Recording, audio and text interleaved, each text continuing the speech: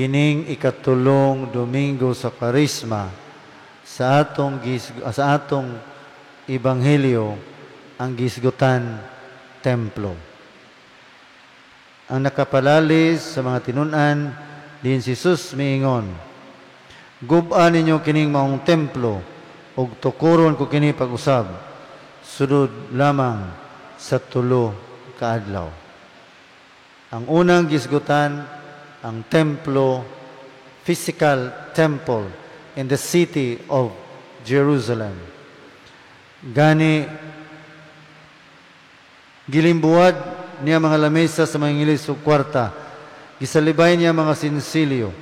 Naghimo sa glatigo ug giabog ang tanang mananap, mga karnero, mga baka gawa sa templo.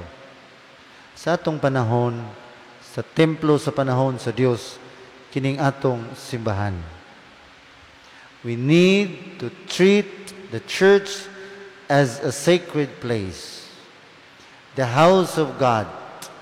Matud pa sa kasantos, the church is the house of God and gate of heaven.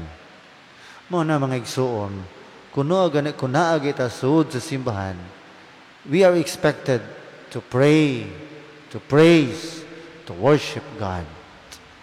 This is a holy and sacred place. It is expected from us to spend time in prayer with God. Pero usahay ato makitaan sulod sa simbahan, inay magampo, nagtabi, nag-cellphone, gani uban, sulod sa simbahan, natuog in town, mga igsoon. This is the place, a holy and sacred place. It is expected for us to pray.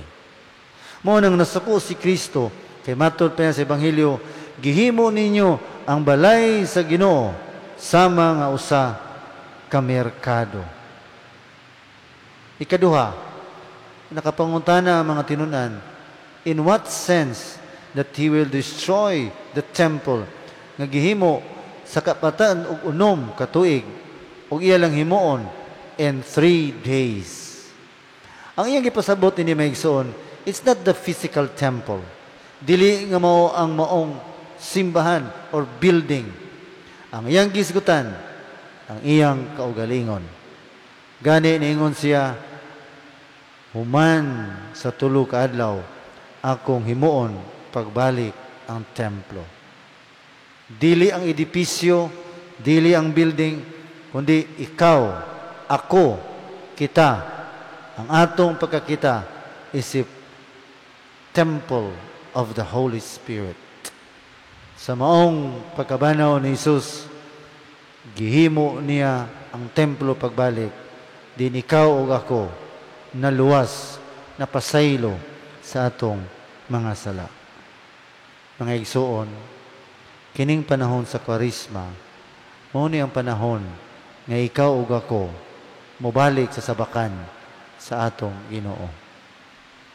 Maghinulusol, magbasol sa atong mga sala, aron hinaot unta human sa 3 ka adlaw din mabanaw si Jesus, mabag-o atong kinabuhi, mabanaw kita sa kalibutan, kay ikaw ug ako na bag-o nag-usab sa atong kinabuhi.